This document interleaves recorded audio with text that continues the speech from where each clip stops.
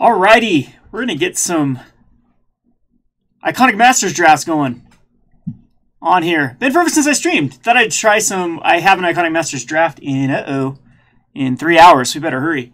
Get some Iconic going. And see how well we do. See if we can figure out some of the formats for Iconic.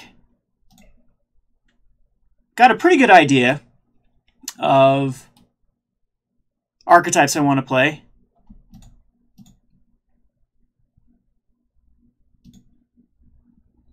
I cannot even do drafts in this. Are they only doing sealed? Or do we have to go up leagues? There we go.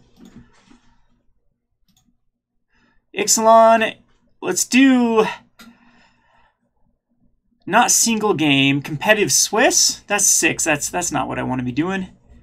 Intermediate Swift Draft League. That's Ixalan. Iconic Masters. There we go. There is one. What's going on, MG Main? Not expecting a lot of people to as Talmadge pointed out, as we have a lot of people going to F&M. But let's go ahead and just join. Do some Iconic Masters. And audio sound okay. It's been forever since I streamed. I just hurried and jumped on. And I know we're going to have a little bit of issues here since I'm rusty, as rusty gets with streaming.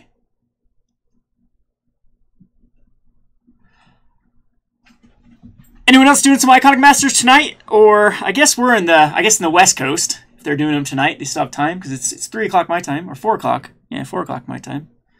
And we're doing one at 7 here, so hopefully we can get one of these done in time.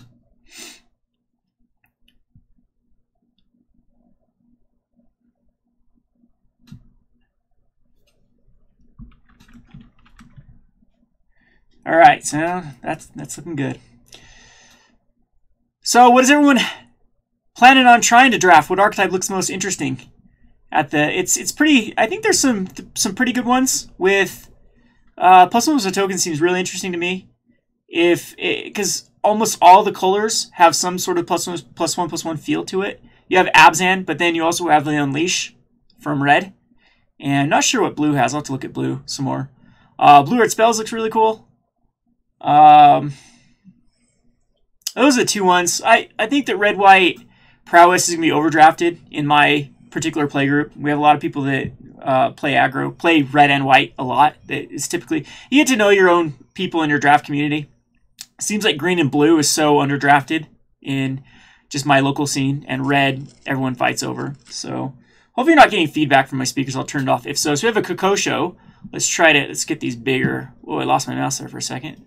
So we have a Kokosho here.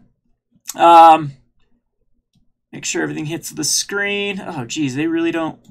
Let's see. There we go. That's ideal. Iona's Judgment's actually not a bad card. Sorcery Speed Removal is something I don't like, though, but we do have an instant speed removal here. Kokosho, I think, is just far and above better than anything. It goes in the ramp type strategy. We have Azura's Chancery. I think you can pick those up late. The Indestructible. A Mass Component is a solid card. The Shaman for like an aggressive strategy. Duress is pretty much not a good card in draft. Leave the Stampede is interesting. We have a Jaded Offshoot for the Defender route. So in my opinion, between the Kokosho and the Grizzly Spectacle, I think Kokosho just has the highest payoff. 5 life and a 5/5 flyer in one card is pretty phenomenal. Let's see what this Blade Wings Thrall does. As long as you control Dragon, it enters the battlefield. You may return. Oh, that's a pretty good one on the back end there, though. If it comes back to us. I doubt it, though. So it seems like our packs are pretty heavy in the Dragons. So we could be cut out of that. Oh, jeez.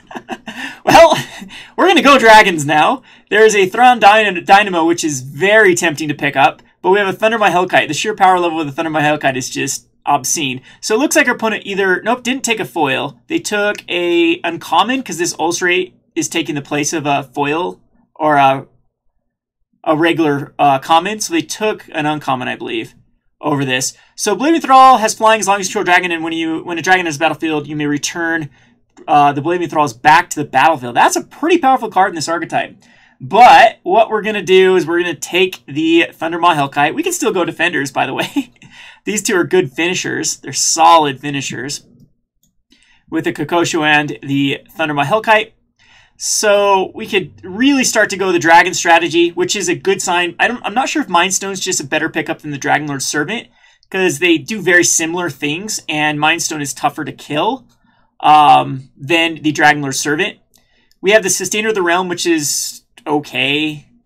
Heat Ray, which is actually pretty solid. White in the white aggro strategy, another Jada offshoot.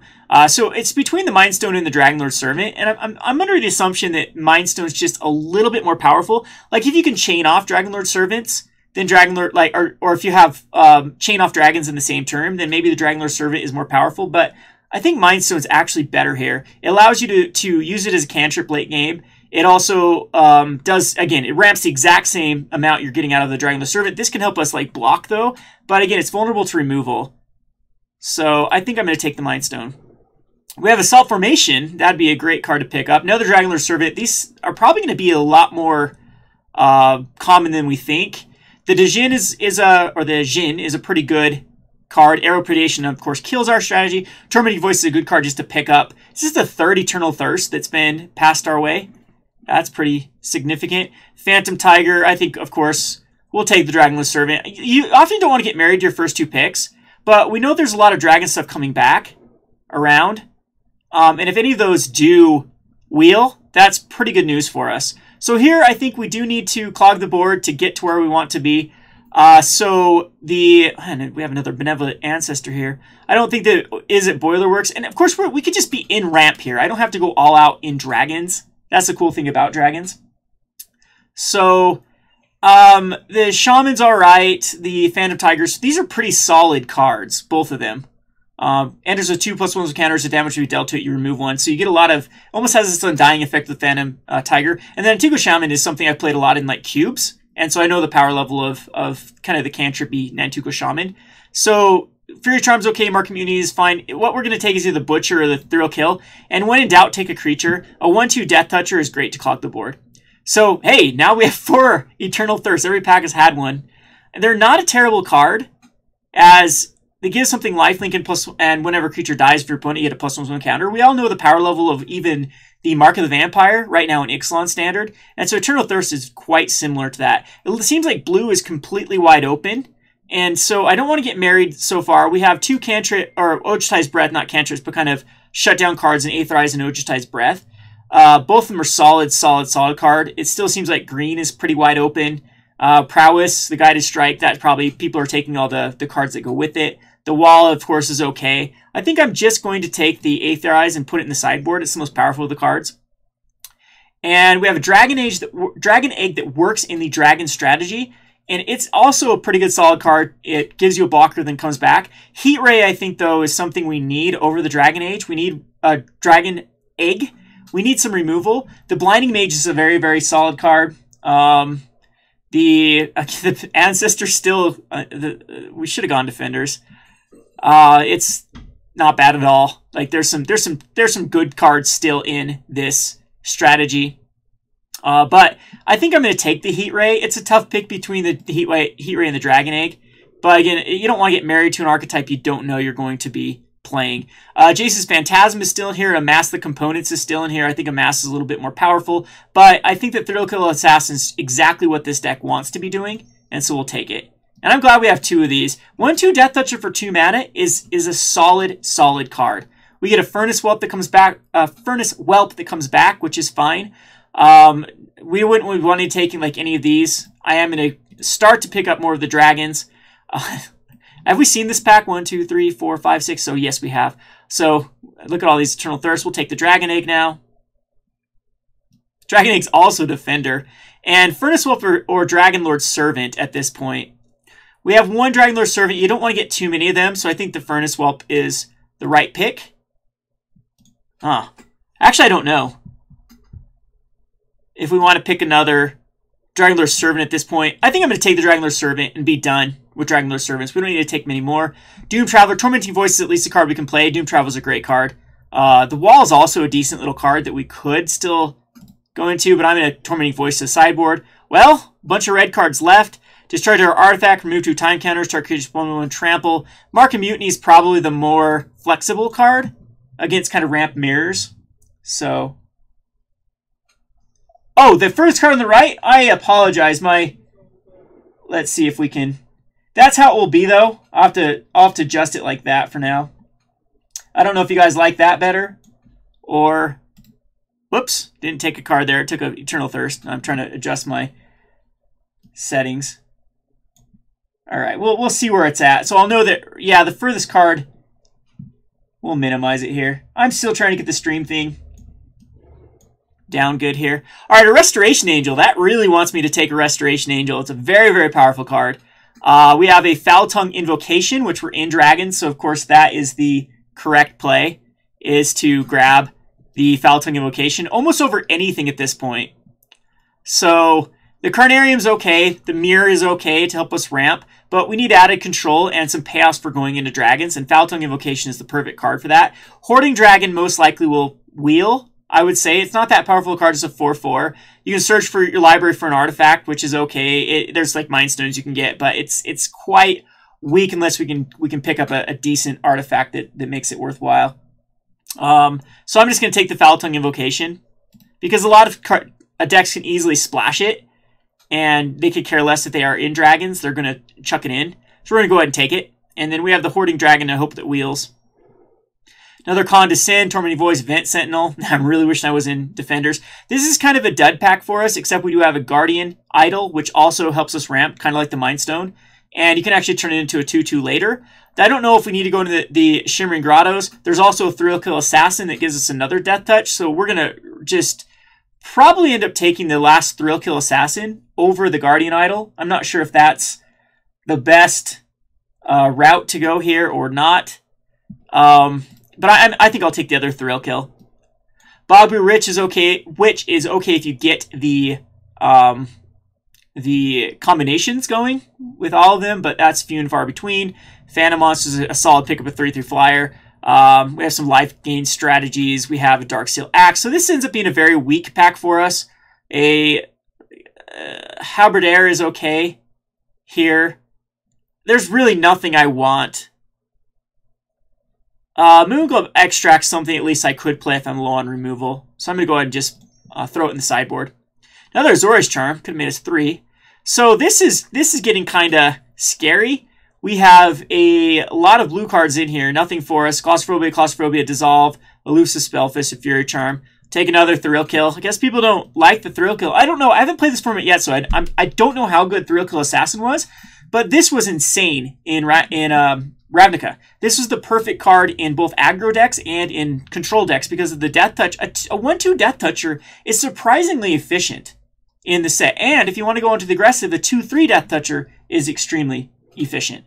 So Haunting Hymn is good in certain situations against other control decks. Another Thrill Kill Assassin. Wow. Carnarium, of course, is something we would play no matter what. But I'm going to try to get some more payoff off the dragons with the Furnace Whelp. So right now we have 4 dragons. And we still do want, or we have 5 dragons here. We still do want to be picking up a few more dragons. So we have our ground game going with the Dragonlord's Servants and the Thrill Kills. We need some high payoff cards. Another Foul Tongue Invocation, of course, is beautiful. We'll take it.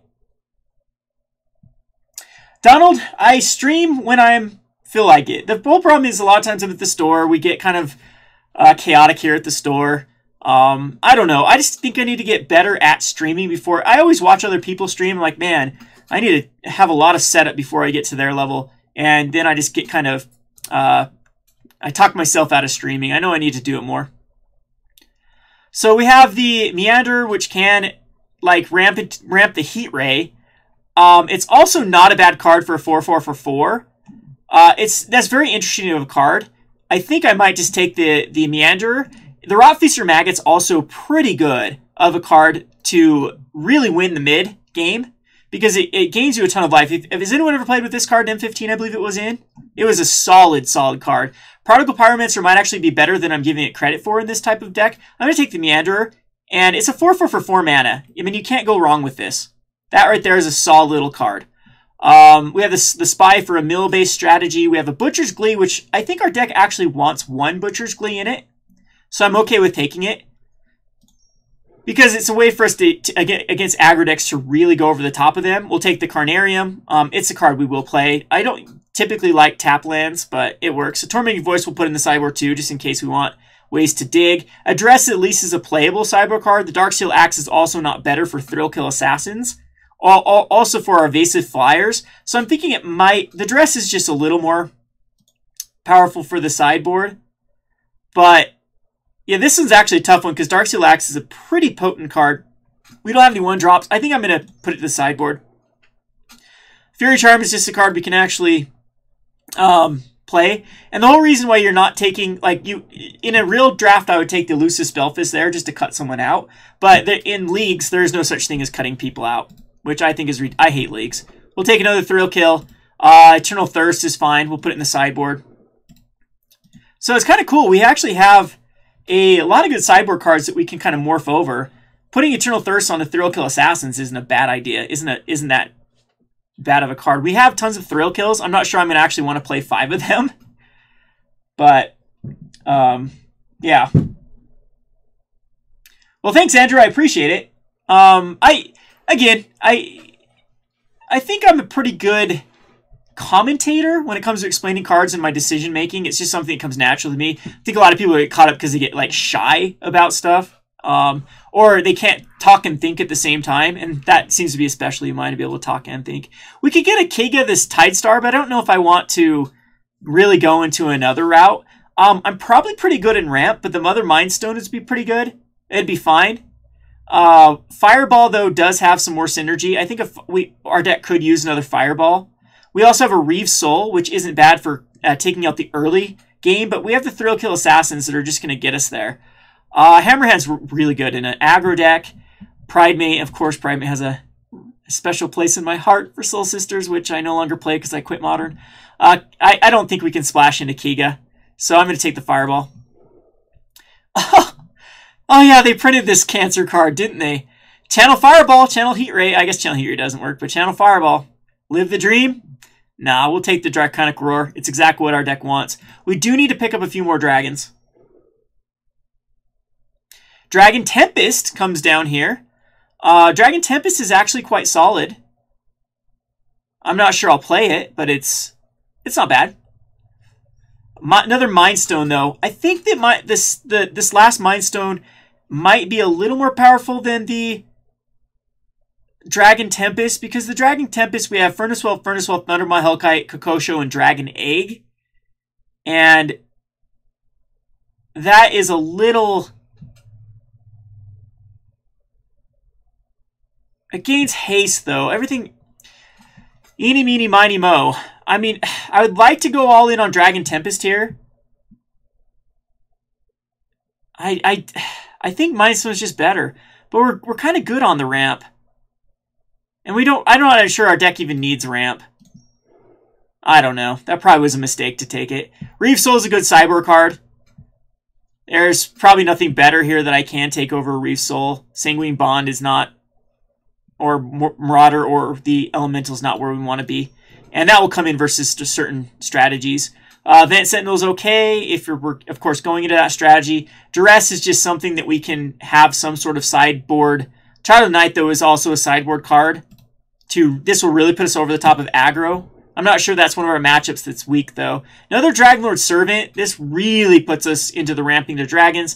We also have a Dragonlord Idol, which, as long as you have a dragon, it gets +1/+1 flying and trample. Which I'm thinking this might actually be better than another Dragonlord Servant, because I think we did get cut out of dragons. We didn't get as many dragons as I absolutely wanted. So this card might be the card to pick. And we'll go with another Dragonlord Servant. Oh, we need the Dragon Egg, unfortunately. It's a kind of the weaker of the dragon. There's another Dragonlord Loft Idol. If those do wheel, we're in great shape picking those up. We have a complete deck already, though. Mark of Mutiny is just the only sideboard card. Oh, there's an idol. This pack was just full of the idols. Another Reeve Soul in the sideboard is fine. Yeah, we definitely have a complete deck here. I'm not even sure we need this many Thrill Kill Assassins. So now we have we have 6 dragons. So I didn't see any, though, so I don't think any of them wheel. So yeah, Donald, I'm with you. Draft leagues are... I'm not a fan of them. My last draft league I did in Ixalan, our packs were incredibly terrible. We got those packs where it was I know everyone on the entire table probably had awful decks, and the thing was, I was going like I believe I was going like with a vampires or green blue or something, and it was just a weak version of that archetype. And I not only went up against people with stronger pack pools, but the mirrors, which shouldn't happen in an 8-man draft. You should never go up against mirrors, especially with Ixalan. Only one person can legitimately go a certain combination or pairing. Or if two people end up doing that, it puts like two people in these halfsies decks. But what was ended up happening was going up against the mirrors of just better cards than and it's just frustrating at that point. The Shaman's okay. I don't think I care about anything else. The Trepidation Blade is kind of awkward. We do have flyers though, so it's an option, but I don't know. Yeah, Mark of Mutiny again. I don't know. Duress is fine. Yep, we didn't get... None of the Dragonloft idols seem to be wheeling, which is a bad sign. The Tempest is also quite weird. We needed like 1 or 2 more dragons, so maybe those times I could have picked up the Furnace Whelps, that would have been better.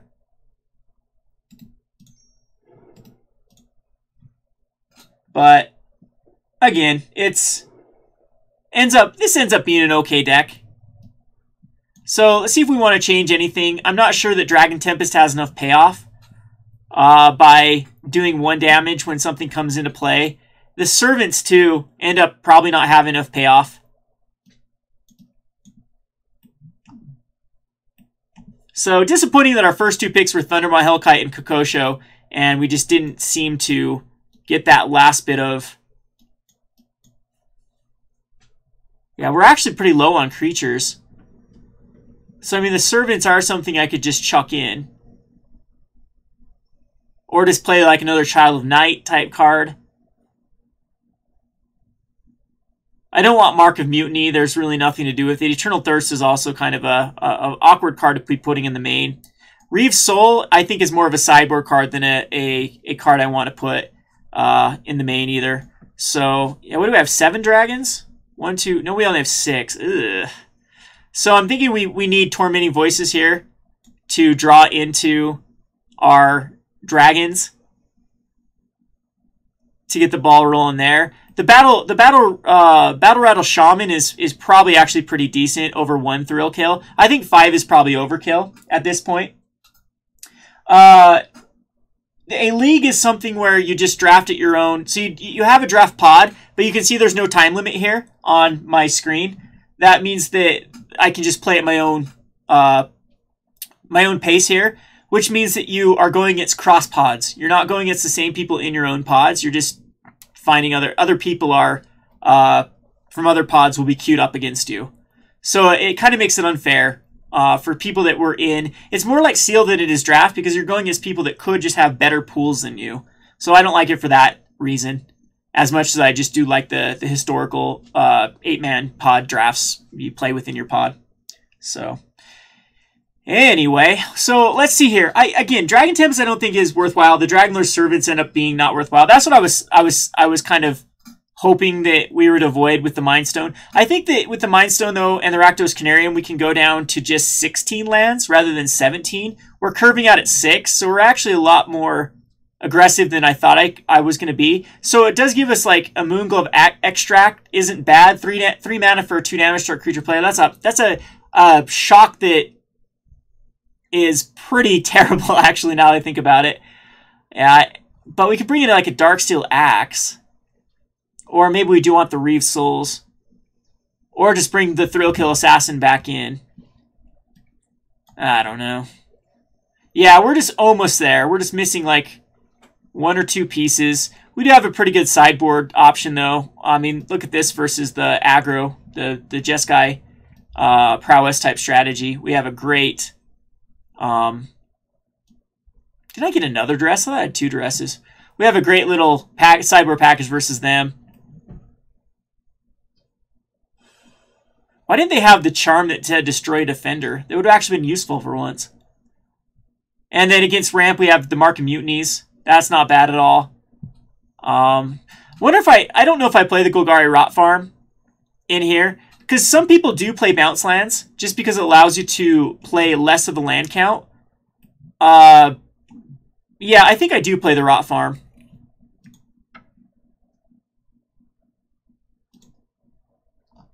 And that puts us at 17 lands. I don't know if I want 17 lands. Oh, why is it trying to bring in a forest? We don't need a forest. There we go, 16 lands. And we'll throw one more card back in. Maybe like one Dragonlord Servant, just for those like crazy draws where we can get off Thundermaw Hellkite on turn 4. Yeah, we'll do one. But curve-wise, I don't think there's a point to having two. Or I mean, we could go down a Thrill Kill and go 2 Dragonlord Servants. Because it does reduce these. No, I just don't think that's the right route to go. We'll do a Child Knight instead of a Thrill Kill Assassin. Kind of do 4 and 1. The Child Knight does have some synergy with the Battle Rattle Shaman. Yeah, I think I'm too concerned with stuff that probably doesn't matter at this point. Alright, so now you go to play, and it will queue us up. And we should have single elimination, so if we lost our first match, we can play another one. Because I want to get experience actually drafting this. Alright, so now I think I can readjust this, right? Because I think I had it picked up here that if I add the chat bar over here, that was like perfect. So if I, hey, there we go. That's what I was doing. Okay, so now I know what is actually on the screen and not. All right, let's go ahead and we won the die roll. We'll play first. And this is an awkward hand, but the Tormenting Voice, I like these type of hands because of the Tormenting Voices really fixes like bad draws. That's why I love my Marionette Master combo deck right now with the strategic plannings and the chart the courses. It allows you to keep terrible hands just because you can rely on these fixing pretty well. All right, so we're going up against a white aggro deck, which is exactly what or just a white deck in general, which is exactly what we want to be going up against. I think we don't want to be going up against ramp. And then we will Tormenting Voice. And at this point, I think I'm just going to discard a Thrill Kill Assassin because we can't cast one of them. And we drew the other mountain, but there we go. Now we're in decent shape.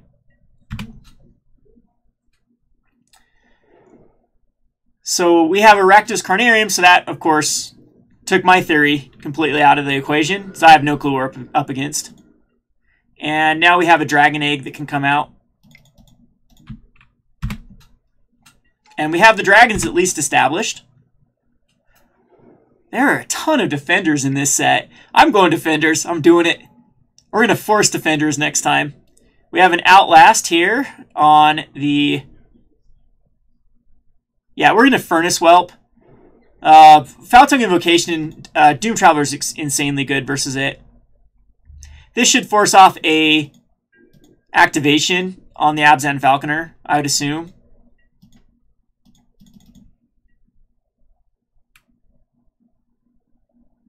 And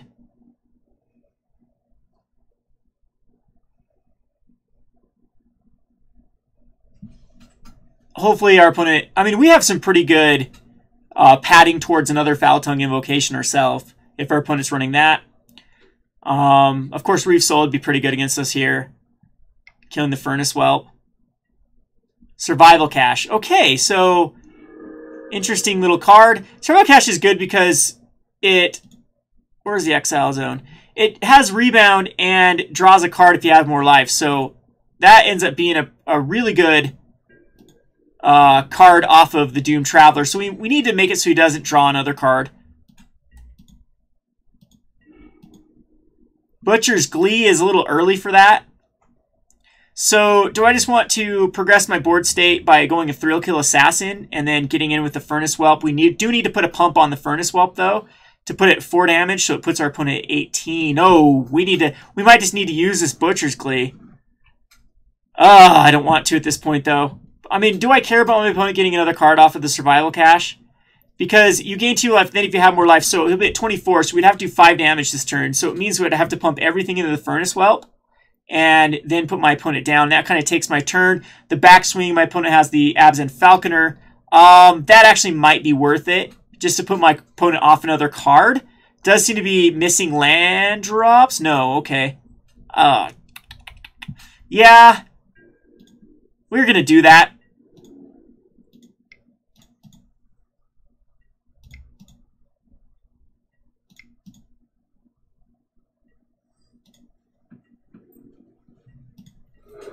Because it does say more life, right?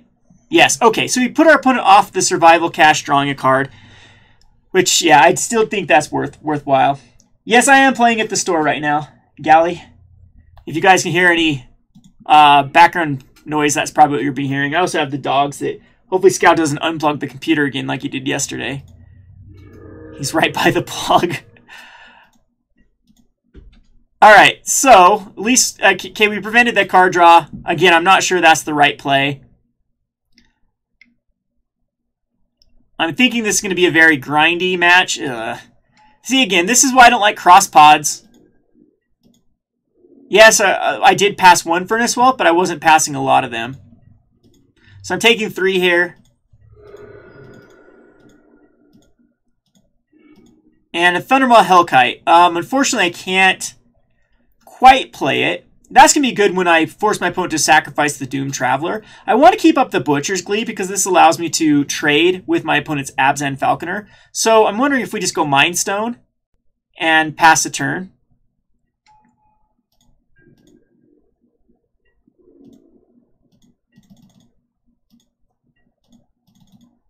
But yeah, we're going to have to grind out our opponent. And it's not looking good at the moment with just the board state with...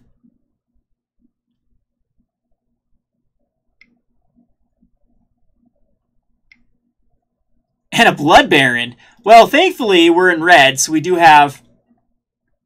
And just going to Outlast on the Abzan Falconer. So, instead of the Butcher's Glee, we're just going to... I don't have to reveal, right? As additional cost, you may reveal... So we can just cast it, right? Because...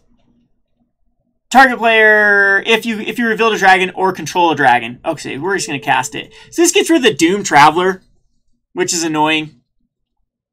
But we get the Spirit now with the Thundermaw Hellkite on the backswing, and I think it's worthwhile just to use it now.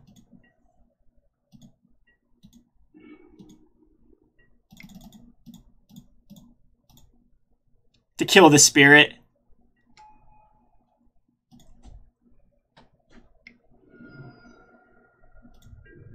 Actually, I think we just need to hold these back, or I have the Dragon Egg that can... Yeah, I have a feeling that our Thundermaw Hellkite's not going to stay out, but I think I have to play defensively here.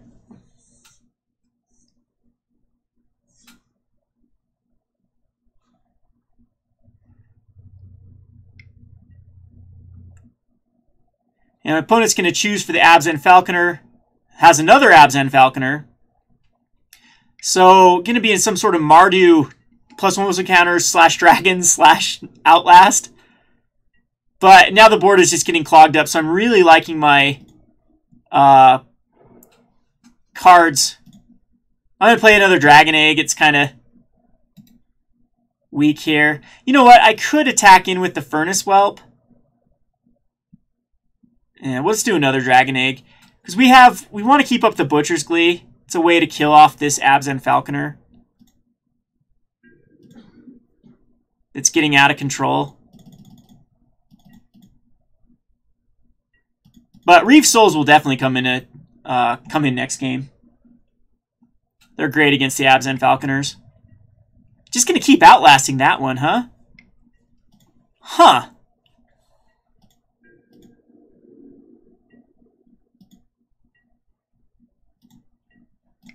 I'm going to sacrifice the Mind Stone. I'd rather hit like more black mana to draw a card.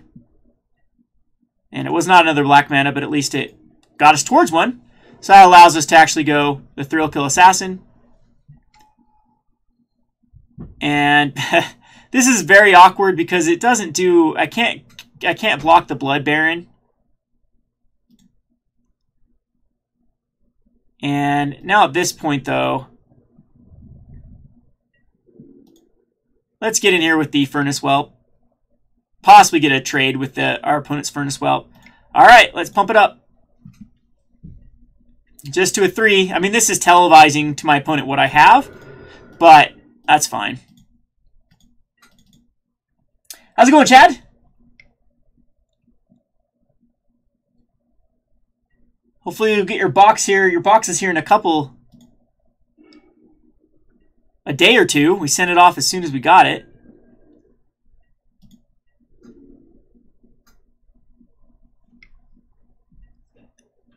And that is a attack of attacks. So here we'll go Thunderbolt Hellkite, the Blood Baron. Do I want both of them to die? Is that worthwhile? I'm not sure it is. Well, let's let the one die. My opponent's going to get some life back here.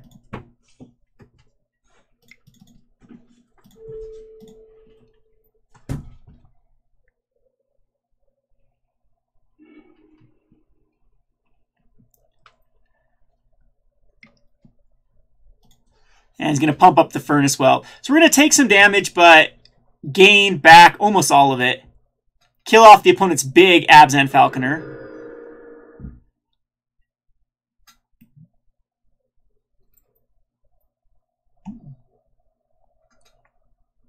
Oh, it switched positions of the Thundermaw Hellkite. I'm like, where the hell did my Thundermaw go? And it just switched where it was at. Or maybe that's where it originally was before I put it up to blocking. MTGO. So 22 to... Oh, the board state, though. My opponent's got a great board state with the Falconer coming out next turn. And the survival... Another survival cache. Jeez. Mardu, just mid-range is all my opponent's playing. So now we gotta... leave back a blocker there. Leave back a blocker there. So we can actually attack in with a flying... Furnace Welt's the exact same as a Dragon Token. So the Dragon Token's a little more vulnerable, I would say. So we'll attack in with it. And pump it. Because we need to leave back 3 to pump this one. So I'm just going to do one more. Right? Just 3 to pump it. Or do we want it to be able to kill the blood? Yeah, 3 will still work on the blood. Because what is this? What's the teachings? He has +2/+1. Okay. So we'll do another one.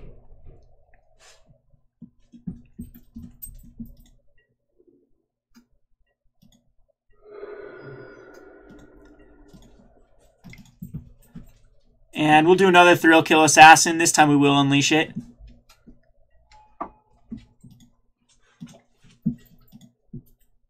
Alright, so what's my thoughts on video really made by 8 million players? I haven't watched it yet, but I've heard that people...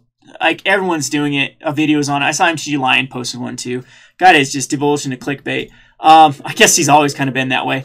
But my whole thing about it, 8 million, it might be a misstated. I don't think, like, because they're using a statistic saying that there was over 20 million Magic players, and then Mark Rosora said 12 million active players. I think active is a very key word there. Versus, and the whole 20 million players was a guesstimate as far as, like, Hasbro was trying to guess how many people just play it. So I'd like more of a definition of... Oh, this makes a kind of a weird block. But I think Magic is definitely on the downturn. I think it's plateaued off and is slightly on the downturn. But 2017 was an insanely healthy year for card singles. And so if it was really crashing 40%, we wouldn't have seen that. So I think that people are off with their estimations. So I think the only thing I'm going to do here is block the Blood Baron.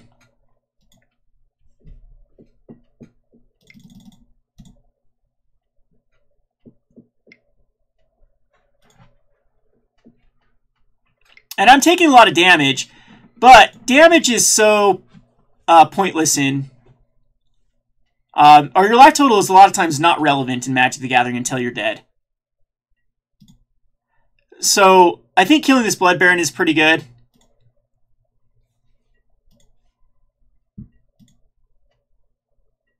Hope that made sense, Chad, while I'm trying to concentrate and play. So I'm taking 13 damage. My opponent's gaining a lot of damage, but he's losing a very, very powerful piece. But, oh geez, why don't I, like, take a look at cards? I forgot that hits immediately the same time. Yep, I had to block the other ones. Yep, that was my bad. I forgot about Blood Baron having if the opponent has less life. So I should have put another block on the the Furnace Whelp, or at least kept this one back. And 2 Blinding Mages. This is over. I can't beat the Blood Baron at this point. So my mistake there. That is a good card. Just a Mardu mid-range value deck. I don't think there's really much. We're going to take the Mark Mutinies. We're going to put them in, I think. I think it's a good way for me to... the Reef Souls, too. I don't know. Eternal Thirst might be the type of card that can just... The Thrill-Kill Assassins seem very awkward in this particular deck. The Duress is actually quite good against what we saw from my opponent. Child of Night's probably not necessary. I think we need to go as impact cards as possible. It's like Dragonlord's Servants, too. Probably not needed, but the one of is still okay. I don't know. Thrill Kills, though. The Thrill Kills, a lot of flying that we saw, but there's like a lot of other cards that, like Blinding Mages that came out late. So Dragon Tempest actually might be pretty decent. Just do 1 damage. They're 1/2s, though, is the problem. I'm going to try a Dragon Tempest just for funsies, see if I'm actually undervaluing the card. What do I think about people leaving Magic? Do you think it has something to do with Social Justice Warrior garbage or something else? Something else, boredom. Well, yes and no. I think that if a company wants to focus on this unicorn, this like I said in my video, this supposed pot of gold at the end of the rainbow, it's a fantasy. Wizards lives in a fantasy world. They're trying to market their product to people that are not interested in playing their game. And we've seen at our local game store, we've begged casual players to play competitively. We've begged other demographics that are not... they come into the store, they just don't care to play Magic. They play other things. So Wizard lives in La La Land with what they think that they can miraculously appeal to a crowd that, of course, doesn't care. But anyway, that's a whole can of worms for another day.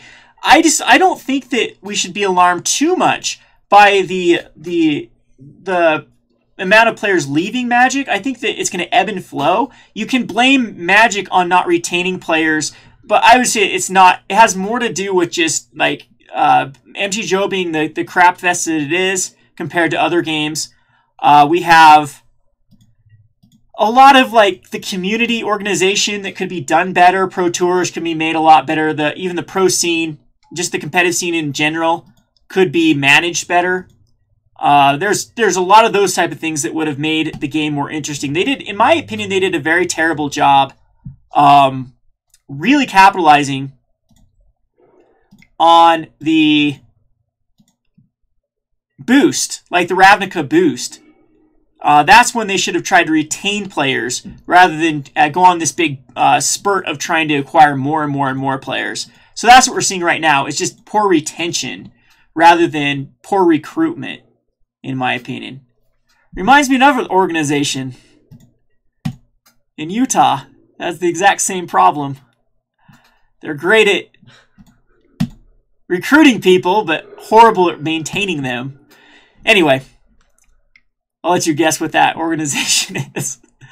Alrighty, so we are off to an okay start. Brenton Forge Tender is kind of good versus us, but we have a Dragon Egg that comes out this turn.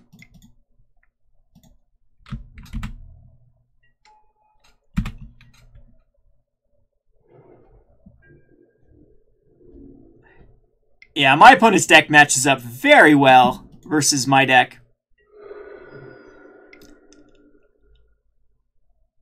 Think we were just missing a little bit of oomph. All those survival caches, they are pretty good. This is a card that's going to be pretty decent to have. So gains 4 life and draws 2 cards off survival cache. I don't know. The bigger point is, what do you guys think? See, I can only tell you how it's affected me in my store. I don't think that the kind of the social justice nonsense is really stop people in my local area, because it's a non-issue here. I mean, there's no one that is being affected by it too much or adhering to the nonsense. So It's more to do with, you can just feel the vibe is just not as strong. When people were excited back during Ravnica and Theros, we were packing the stores. And just nowadays and age, it's almost like people have been burnt out to Magic and just, they don't care as much. Oh, this Doom Traveler, just a great counter to my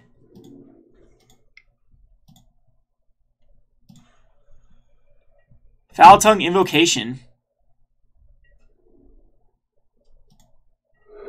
But I can't speak for other communities. I know a lot of people have been kind of felt like of course, people are sick of being told they're a problem when they're not a problem. A lot of these articles have been coming out lately. Basically state, even though you're not part of the problem, you're part of the problem. Like, even though you're not doing misogynistic behaviors, you're still complicit because you're not actively going out against it. And people, of course, that haven't been the negative influences or the toxic environment, but get lumped in with everyone else, that is very offensive, in my opinion. Yeah, these Falconers are going to just wreck me.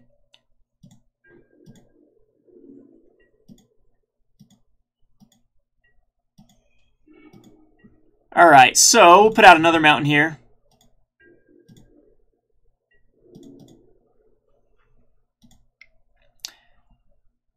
And I think we're just going to load everything into it.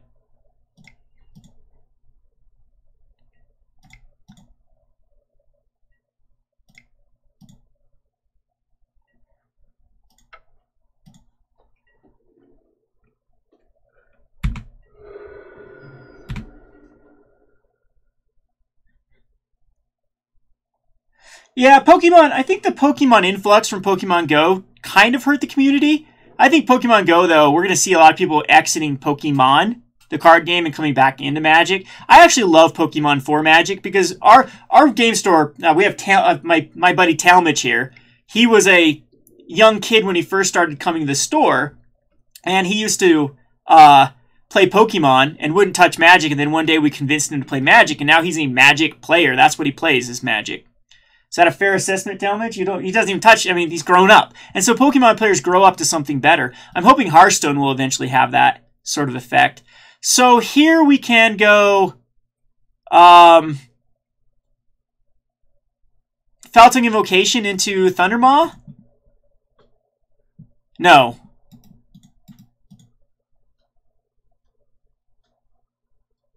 I can go Thundermaw to tap down the Abzan Falconer.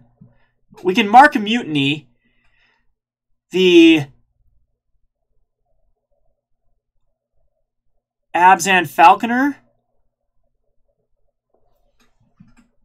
And then swing in if we want to do it this turn. I think the right play this turn is just a Thundermaw. And I should have tapped my lands. Well, it didn't matter, actually, because I would have... Yes, it did. I should have tapped the Rakdos Canarium. It would have allowed... No, it wouldn't have. We'd still have a swamp.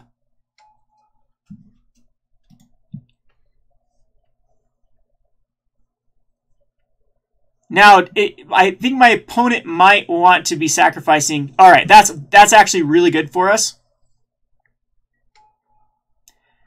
As these still should get tapped. Yeah. So we can attack him with the Furnace Whelp.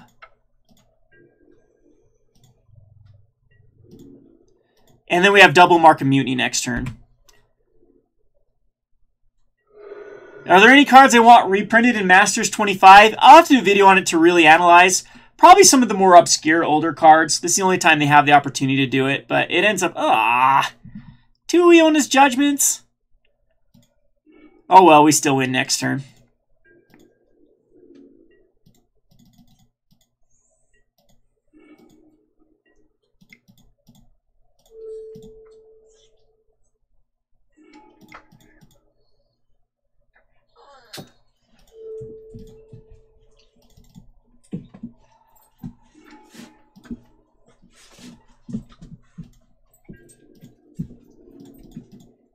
Yeah, I'll have to take a look at cards I want out of Masters 25. I don't want a lot of the recent reprinted stuff they've already done in Commander. We're in a loop. They keep reprinting the same stuff over and over and over again. Look at Commander 2015, 2016, 2017, all the same staple stuff. So I want them to kind of reach beyond and go for some older stuff that needs to be reprinted, but just focus on a good draft format. If they're going to be printing sets like this, make sure it's actually very playable. I don't know. I think that 25 is just going to completely take the wind out of everyone's wings or everyone's sails with wanting to buy Masters products. 5-color Humus XDS is pretty quick. It's a decent little deck in Modern. I think it's having success because the Go Wide is back. I'm actually surprised that like Goblins isn't very successful right now with Go Wide. All right, what are we doing? I think that we're fine here. Do I need to bring in like Eternal Thirst? I don't know if like Iona's Judgment makes this a lot more of an issue too. I don't think so. We're gonna play business. Oh, I'm gonna bring in the Extract over maybe a Mind Stone.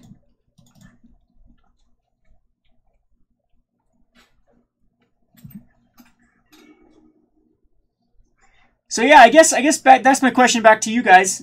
People, is it affecting you? Is the social justice warrior issue, I guess you wanted the best way to put it, affecting your desire to buy Magic products? Sometimes I'm like, oh, I'd hate to support a company that doesn't have the same values as mine.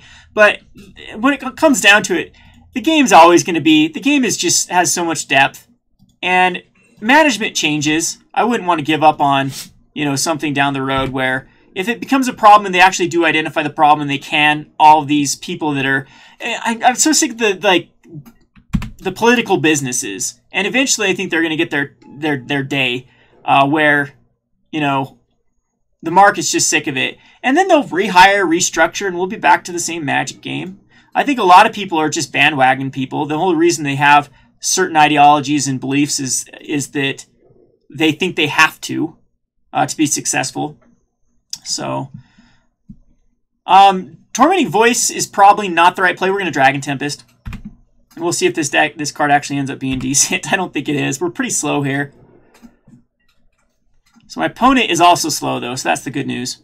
We have a Fireball. So we are going to Golgari Rot Farm.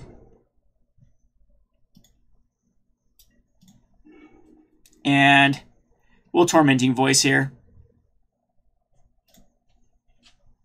And I think, in all honesty, we don't care about the Mark of Mutiny. It's I have no plan to use it. Yeah, that ends up being a pretty good one.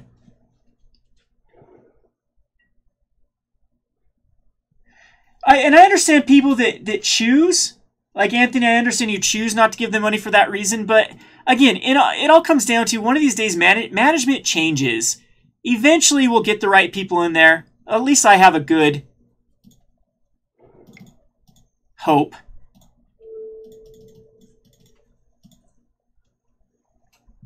Why aren't you a dragon? You're a giant. Is there anything to do with giants in this? I don't think there is. Hey, but we have a huge Fireball in the foreseeable future.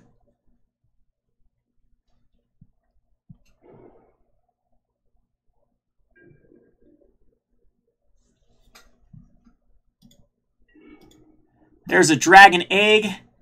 Let's go ahead and attack in. So my opponent was really quick the last times around. It seems very slow this time around. So we'll use the mana for the... I should have gone Battle Rage Shaman there. Yeah, that was a mistake. I need to quit looking at chat and actually focus on what I'm doing. Moonglove Extract is fine here. Dragon Egg is also fine because it puts us on the Draconic Roar.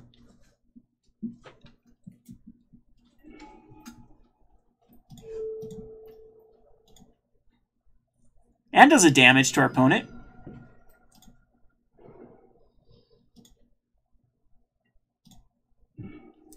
And there's nothing else I can do with my mana. Alright, let's focus. We have 8 minutes left, too. So we're getting Judgment here. Oh, it's a Restoration Angel. Alright, we're in great shape. The survival caches are a lot weaker. Is this Blood Baron?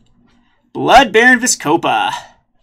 So I have a couple of options here. We can Moonglaive Extract that, which we probably end up doing.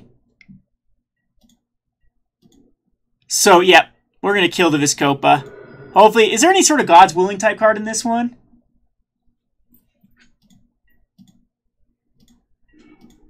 I could Duress him first, but do I have enough mana to do so? So I need 3, 4, 5. I need 5 mana, and we have 6 mana. All right, so cool. We'll Duress.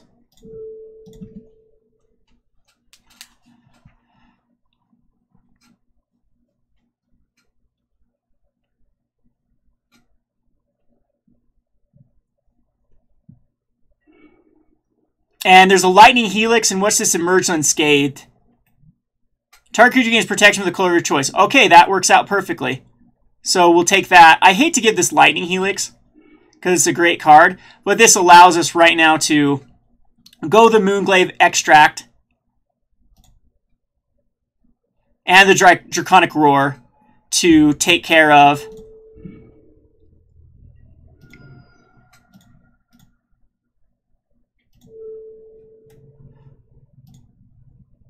the Blood Baron.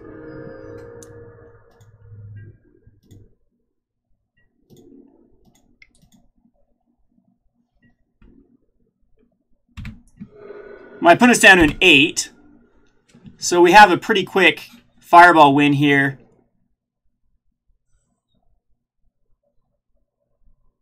So we knew of Lightning Helix in hand. What was the other card we knew in hand? Just Lightning Helix and Mountains.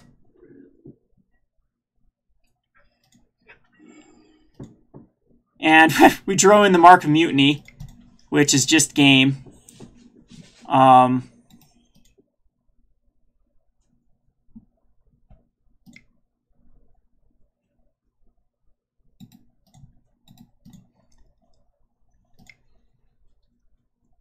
Let's tap our lands correctly.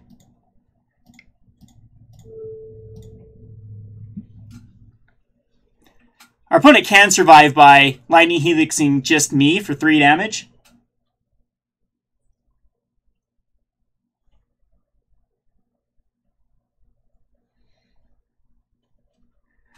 So is Iconic Masters iconic to me? Well, we actually win this one. I think we got lucky. I like my opponent's deck. I think our sideboard was really powerful when I brought in the Mark of Mutinies and that type of stuff. It gave us a really high payoff. Our opponent got mana flooded there. Didn't find the survival caches. Anyway. So, let's go back over your comments.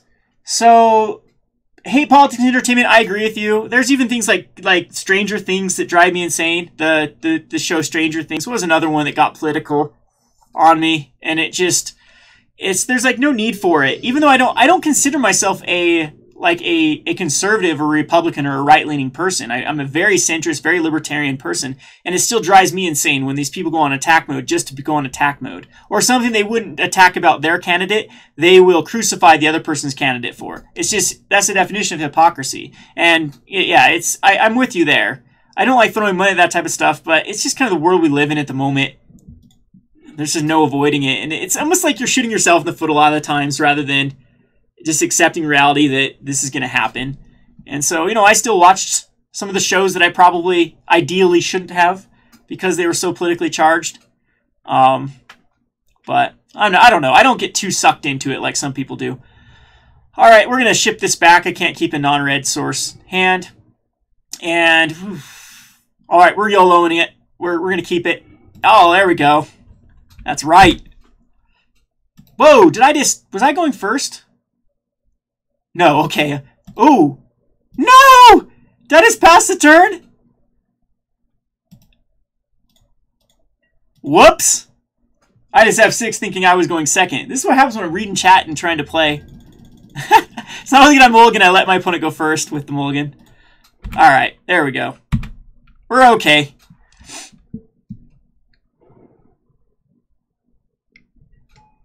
Doorkeeper. Alright, we are going against the Defender deck. So, what don't we need here? We don't need a Dragon Egg of our own.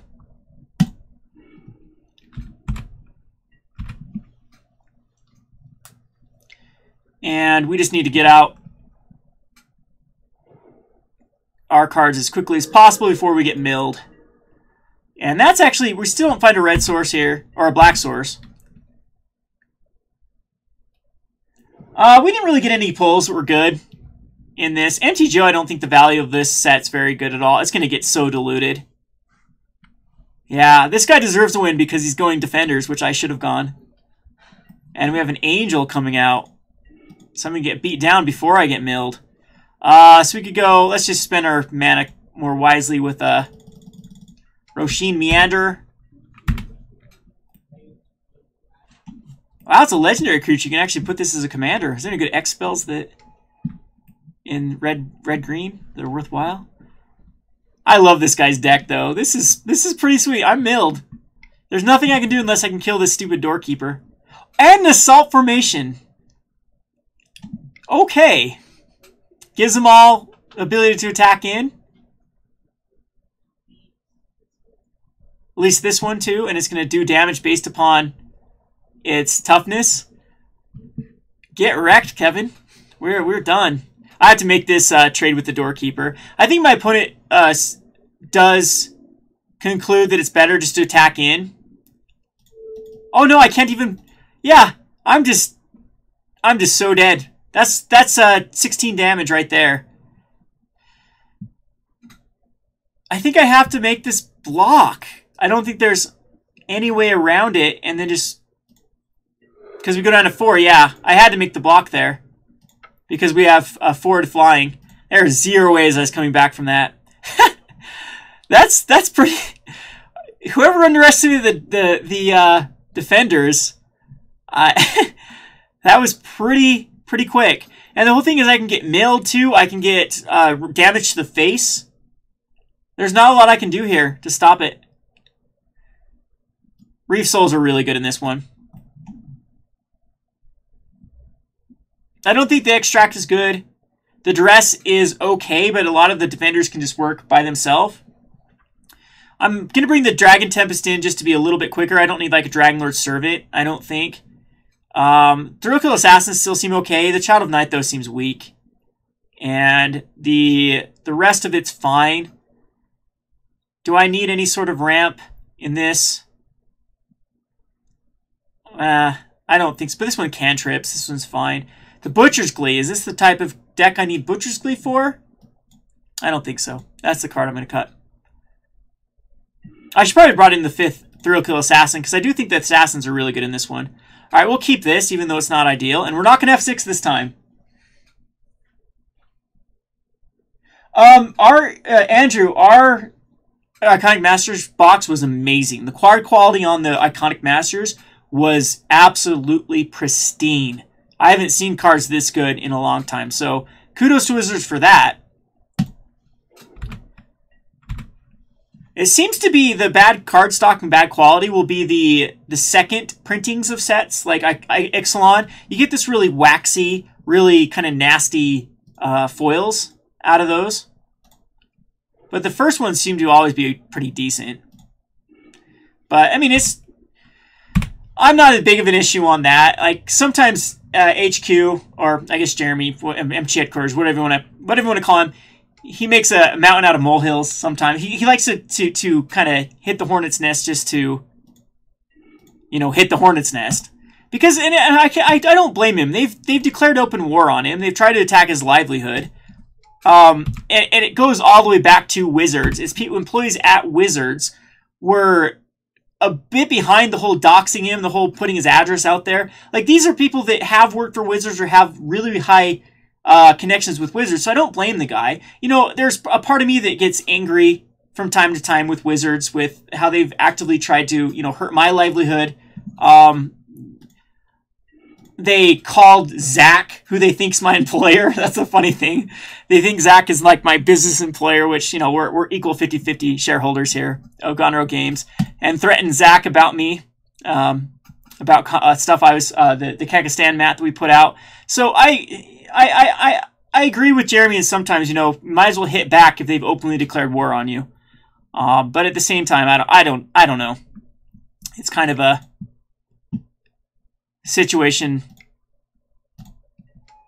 that sometimes you make a big deal out of things that aren't as big of a deal.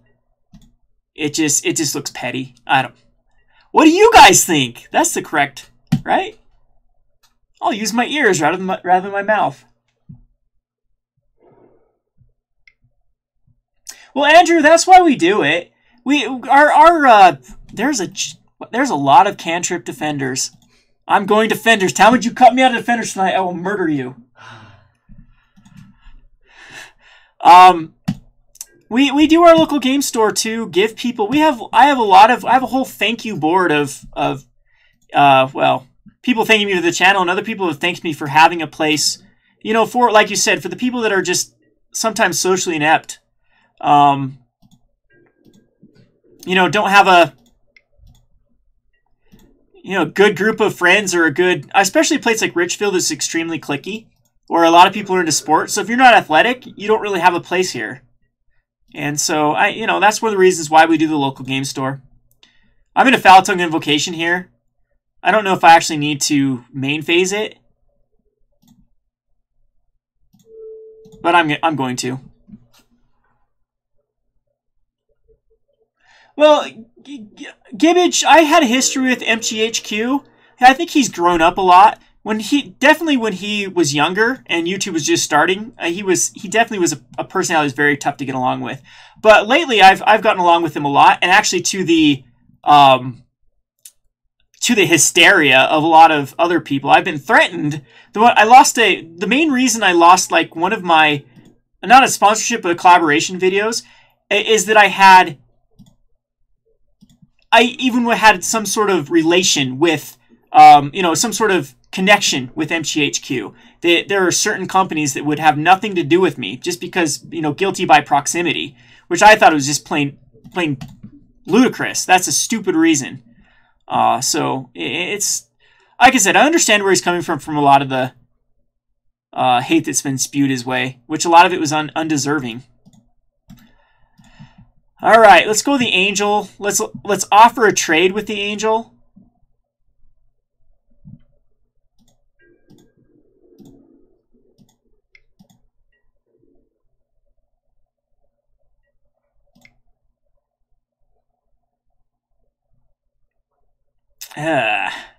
This actually makes it kind of weird if I want to pump it.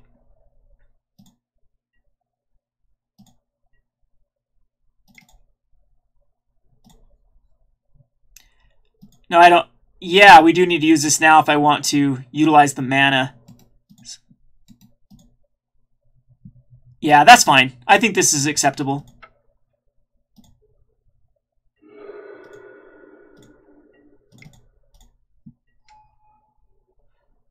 I think we're way far ahead. If my opponent wants to race, we'll definitely race, so I'm going to unleash this.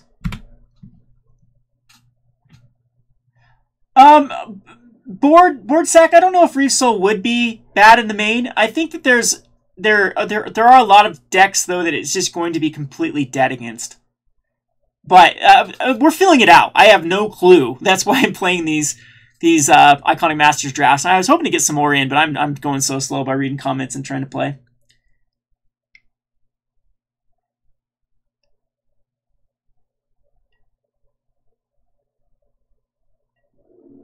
So he tapped down my guy, so he is going to try to race. So I'm glad we unleashed there, because we actually do have a pretty decent aggro going on.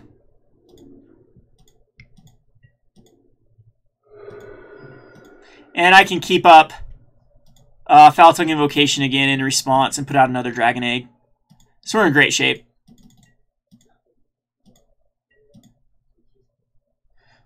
So Rudy, I appreciate Rudy for the community, but he's the same way. Rudy, I know for a fact, does things just to spark controversy. He definitely understands how to get people to view videos, how to really get people excited about things. And the more, that's his style, go for it.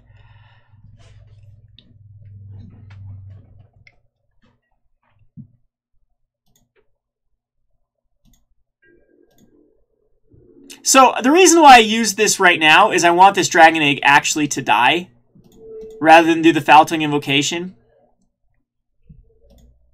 Because this gives us a flyer on the backswing. And we're also going to Foul Tongue now. See where he'll kill the tapped one. But it doesn't really matter. We have some decent little aggro we're attacking in with. And speaking of more aggro we're attacking in with, let's tap our lands correctly so we can still fire breathe. And we'll whip out the Hellkite, tap this, and we are off to the races. With a Heat Ray backup. Oh, Heat Ray can only do the creature. That's fine. And there we go. We actually win one versus defenders. Had kind of an awkward draw. I'm not sure we can... There's a lot we can do against this. Because, again, I don't want to bring in the lifelink package. I'm going to bring in the Thrill Kill for sure.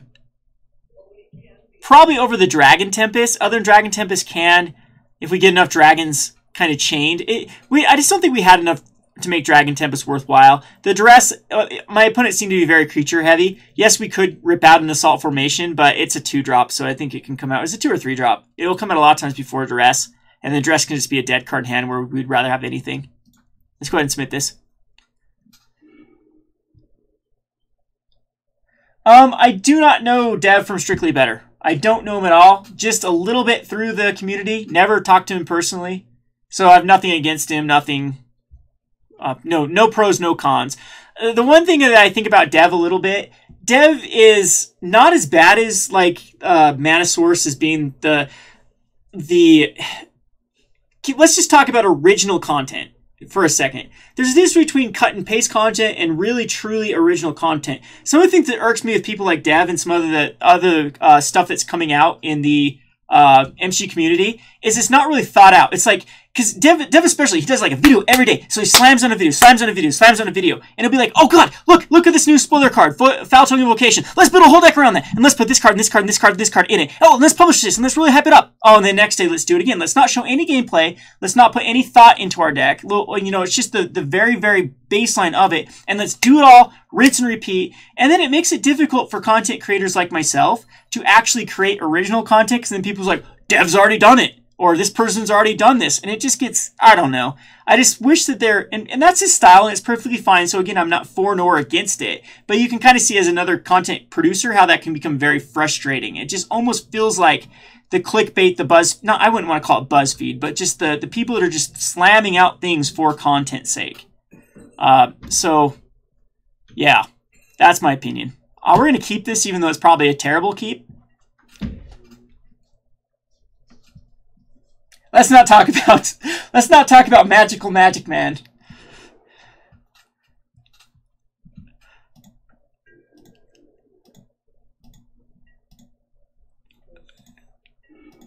All right, so we need like a Tormenting Voice as quickly as possible.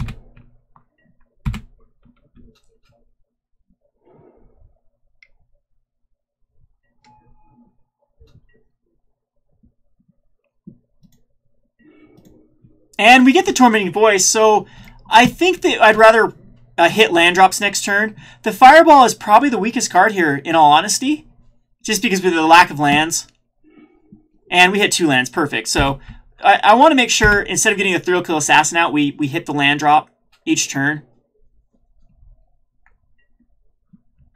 Well, and Andre, it's not something that I find, like... He's perfectly. His video content's great. The way he does it, it's fine. It's something that I think is still a good thing to have him in the community.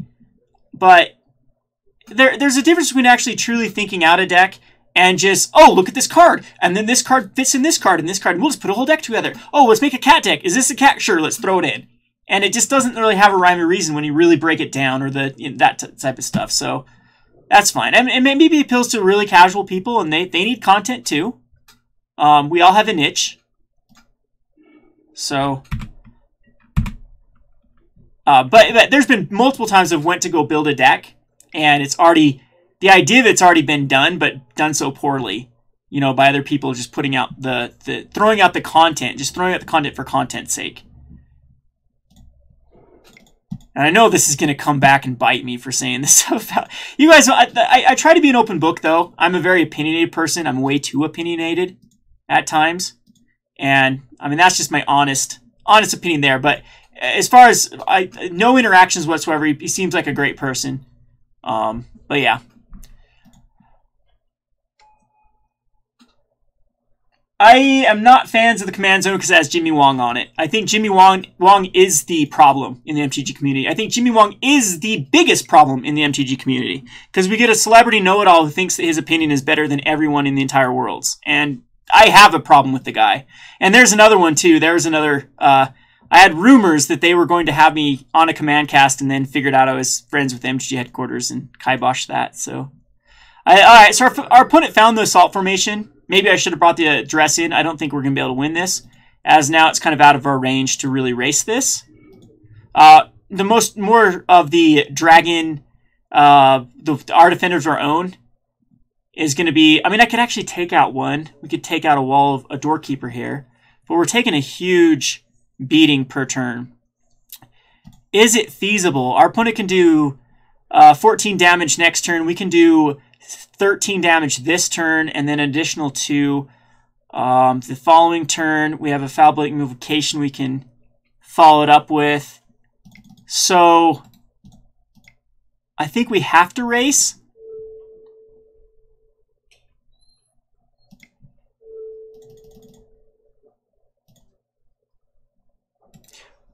Jeez, lagging here. But the command zone puts out exceptional content. I mean, it's really good content. Wait, do I just die on the backswing here if they pump up the assault formation? No, they won't have enough green to make it able to attack. So that might have been a mistake. I might should have kept the Furnace Welt back, but...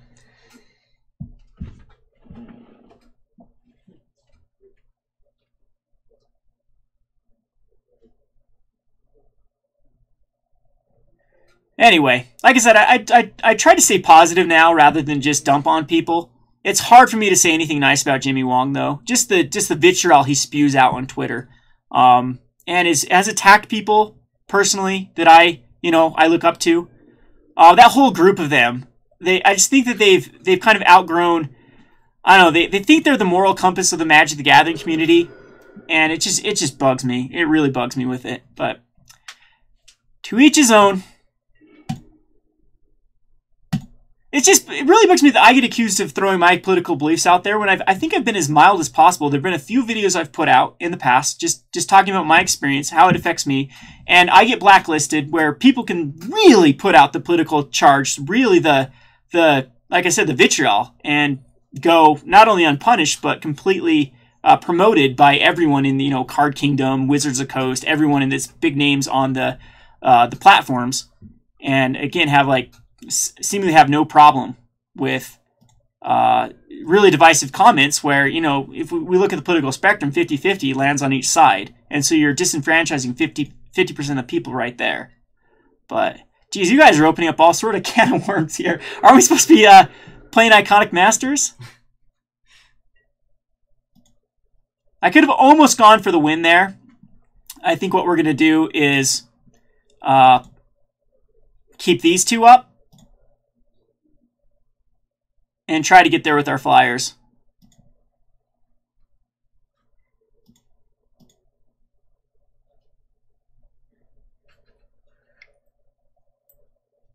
Well, my political stuff was a long time ago.